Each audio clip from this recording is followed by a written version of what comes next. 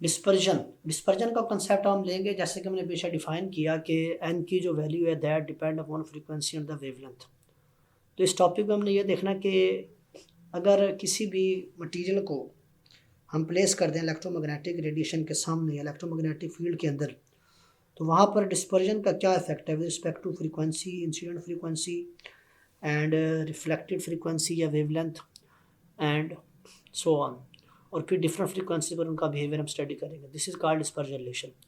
तो ये डिपेंडेंस है ओमेगा की, ये एक्सप्लेन की जा सकती है by interaction of the incident electromagnetic waves with the atom और मॉलिक्यूल। किसके एटम और मॉलिक्यूल? यहाँ पर हम डाइलेक्ट्रिक मटेरियल की बात कर रहे हैं, यानी इंसुलेटिंग मटेरियल। अब जब किसी भी डाइलेक्ट्रिक मटेरियल पर इलेक्ट्रिक फील्ड या इलेक्ट्रोमैग्नेटिक वेव्स अप्लाई की जाएँ, तो हमने पीछे पढ़ा कि वहाँ पर एक पोलराइजेशन का फिनोमेना होता है। तो उसके अंदर एटम जब पोलराइज हो जाते हैं, पोलराइज मीन के जो एक्चुअल फील्ड है उसको रिड्यूस करने की कोशिश करते हैं। तो इनिशियली होता है क्या, फ़र्ज़ करें उसकी इनिशियल एटम की नेचुरल फ्रीक्वेंसी थी ओमेगा नॉट, और इंसिडेंट जो वेव है फ्रीक्वेंसी है उसकी फ्रीक्वेंसी को अगर आप ओमेगा से रिप्रेजेंट करें, ठीक है, तो तब आप देख सकते हैं कि किस तरह से इनका इंटरेक्शन आपस में आएगा। तो नेट जो फ्रीक्वेंसी बनेगी वो ओमेगा माइनस ओमेगा नॉट आएगी। अब ये जो एटम होते हैं, एटम के अंदर एक क्लाउड ऑफ इलेक्ट्रॉन होता है, यानी फ़र्ज़ करें ये एक एटम है आपके पास, तो यहाँ पर डिफरेंट ऑर्बिट्स में different charge carriers different shapes में डिफरेंट ऑर्बिटल साइज में मौजूद होते हैं। इनको कहते हैं क्लाउड्स ऑफ इलेक्ट्रॉन्स। अब ये जो क्लाउड्स ऑफ इलेक्ट्रॉन है आपके पास, ये जो एटम के करीब है, ये इसके साथ बाउंड है एटम के साथ। तो जो जो आप दूर जाएंगे इसकी इंट्रैक्शन कम होती जाएगी, करीब आएगी इंट्रैक्शन, इनकी इलेक्ट्रोस्टैटिक इंट्रैक्शन बढ़ती जाएगी। इस इंट्रैक्शन को हम इलास्टिक फोर्स या रिस्टोरिंग फोर्स के नाम से रिप्रेजेंट करते हैं।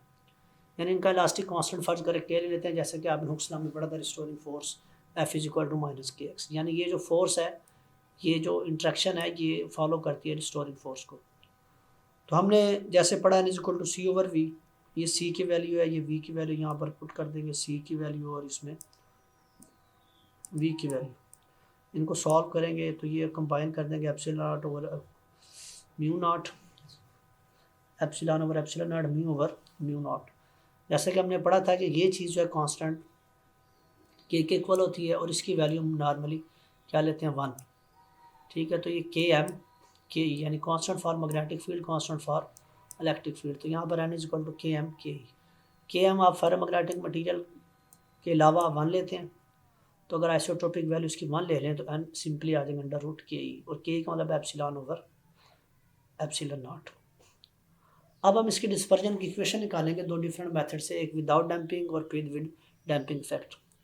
मैक्सवेल क्लासिकल थ्योरी जो है वो अब ये प्रिडिक्ट करती है कि जो एन है that is independent of frequency. Normally ये डायरेक्टली प्रोपोर्शनल टू फ्रीक्वेंसी होता है ना, तो क्लासिकल थ्योरी तो यहाँ पर टोटली जो है वो साइलेंट है, ये फेल है, क्योंकि वो कहते हैं कि जो एन है रिफ्लेक्टिव इंडेक्स है that is independent of frequency. तो इसीलिए हम डिस्पर्जन रिलेशन को जब भी ट्रीट करते हैं तो हम क्वांटम मैकेनिकली देखते हैं।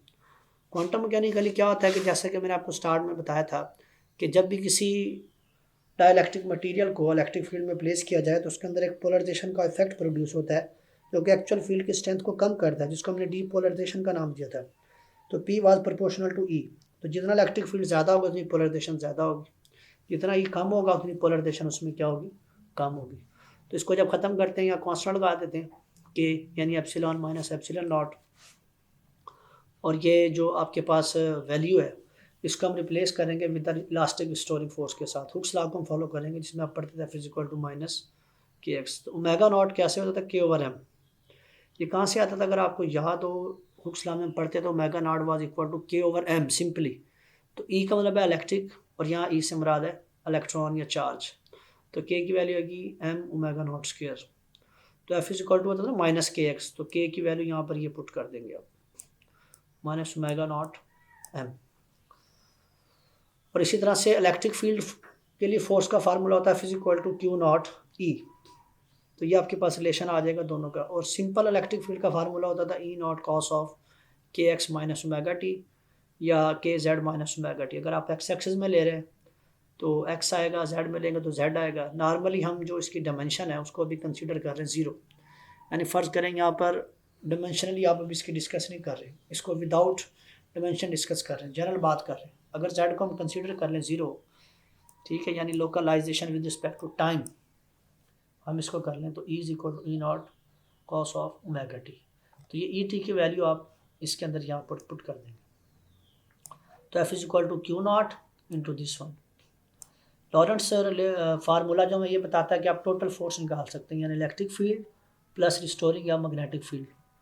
तो ये रिस्टोरिंग फोर्स कैसे निकाल दी हमने सेकंड लॉ से, F is equal to minus k x, और नेट फोर्स निकालेंगे F is equal to m a जो है वो आपके पास double rate of change of displacement. ये कैसे आता है ये देखें, अगर ये एक्स है इसका सिंगल डेरिवेटिव लेंगे माइनस कॉस ऑफ कॉस का minus sine mega into mega, और डबल डेरिवेटिव लेंगे तो minus mega naught square cos of omega t. तो ये रिलेशन आ जाएगा। यहाँ पर ये डबल डेरिवेटिव आप इसमें पुट कर देंगे तो ये आ जाएगी नेट फोर्स की वैल्यूज़, ये इलेक्ट्रिक और ये रिस्टोरिंग फोर्स।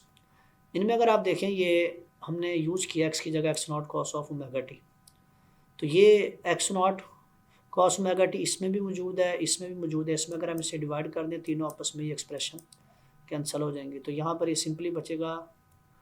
और उसके बाद आप नेक्स्ट टाइम में इसको उधर ले जाएंगे तो ओमेगा नॉट के साथ ये इंटरचेंज कर देंगे।